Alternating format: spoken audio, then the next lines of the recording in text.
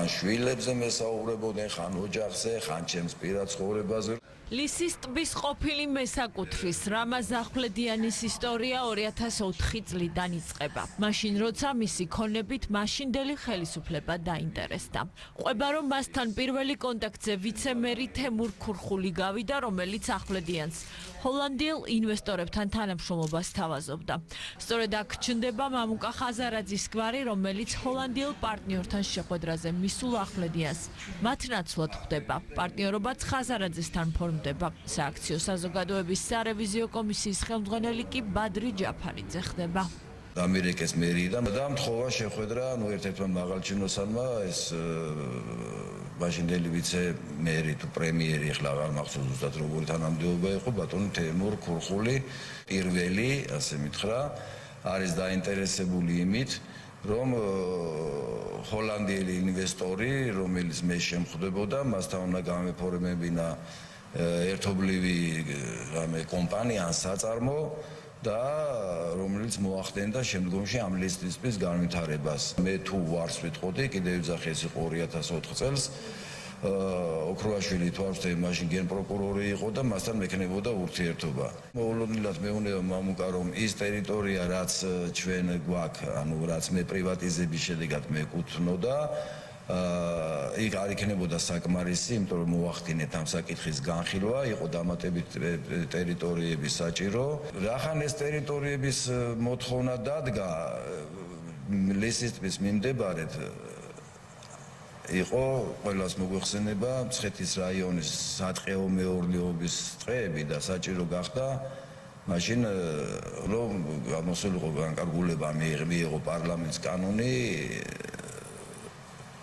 ამ ორი წლის შესახებ სატყეო ფონდმა მიწების ამ ორი წლის შესახებ ეს პერიოდი ჩატარდა მიმართეს მაშინ ოფიციალურად სააქციო საზოგადოების წევრებმა ასე ვთქვათ ბატონ პრეზიდენტს წარუდგინეს გეგმა რა თქმა უნდა ჩართული იყო მთავრობა ჩართული იყო მერია და ნუ მიიღეს გადაწყვეტილება 2006 წლის ივლისის თვეში გამოვიდა პრეზიდენტის განკარგულება რომ ამ ორი წლიყო მიწები და გადასულიყო სააქციო საზოგადოების ხელში პრეზიდენტის დონეზე დამტკიცებული გენგეგმა რამაზ ახვლედიანისთვის დამზღვევი მექანიზმი არ აღმოჩნდა. მთავარი სწორედ მაშინ დაიწყო, როცა საქმეში ფინანსური პოლიცია გამოჩნდა. სთხოვდნენ ბიზნესის დათმობას, აშანტაჟებდნენ ოჯახის წევრებით და სისხლის სამართლის საქმის შეკერვით. ყველაფერი კი 2006 წლის 4 ნოემბრის ღამის 2 საათზე გადაწყდა.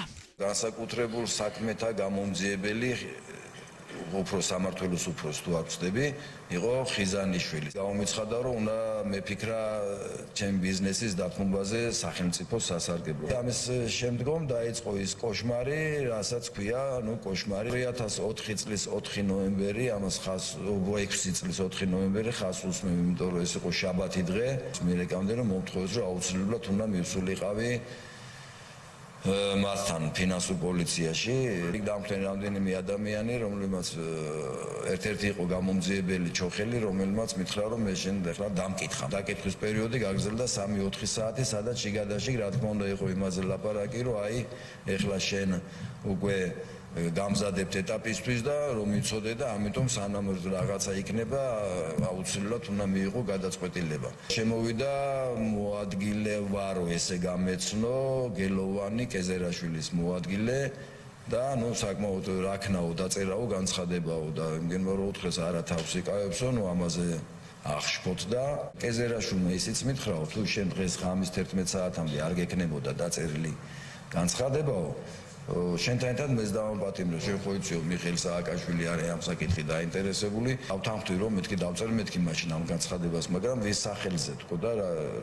რა ფორმა უნდა შევარჩიო თქო და შენ არ ნერვიულო ჩვენ გიგარნახებთო და დამაწერინეს რატომღაც გიგი უგულავას სახელზე და მთავრობის სახელზე საერთოდ ჯამში რო არ მინდოდა თქვა ეს ჩემი ქონება რაღაც ვალდებულებებს ვერ ვასრულებდი სხდომა კითხვა-პასუხის რეჟიმში გაგრძელდა კომისიის წევრები დაინტერესდნენ რას აკეთებდა მამუკა ხაზარაძე მაშინ როცა მის პარტნიორს ქონებას ათმობინებდნენ თქვენ მიმართეთ ბატონ მამუკა ხაზარაძეს როგორც პარტნიორს და რეალურად ხელისუფლების წარმომადგენელს ჩავაყენე საქმის კურსში რომ მე მიბარებენ ფინანსურ პოლიციაში და შენ რომ იცოდე მიდიო გაერკვიო მითხრა და რომ მოყოლო მითხარიო ამის შემდეგ ყოველი ჩემი დაბარების მერე მე ვნახულობდი მამუკას მან არ მიიღო არანაირი ზომა მამუკა ხაზარაძემ რომ დაგხმარებოდათ არა მამუკა ხაზარაძის გვარი დღევანდელ სხდომაზე მხოლოდ რამაზ ახვლედიანს არ უხსენებია. ლელოს ლიდერზე კომისიის თავმჯდომარემაც ბევრი თქვა.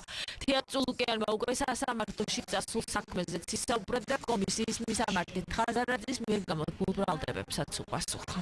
ჩვენი კომისიის საქმიანობა არ ემსახურება ბატონი მამუკა ხაზარაძის დისკრედიტაციას იმ მარტივი მიზეზის გამო, რომ ის უკვე არის დისკრედიტირებული.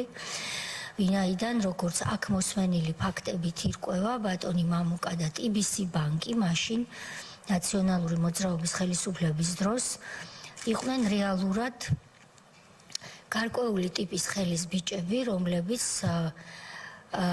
თავს აყენებინებდნენ და TBC ბანკს აყენებინებდნენ მიხეილ სააკაშვილს, დავით კეზერაშვილს და სხვებს იმისათვის, რომ შრომელი ადამიანების საკუთრების უფლება შელახულიყო.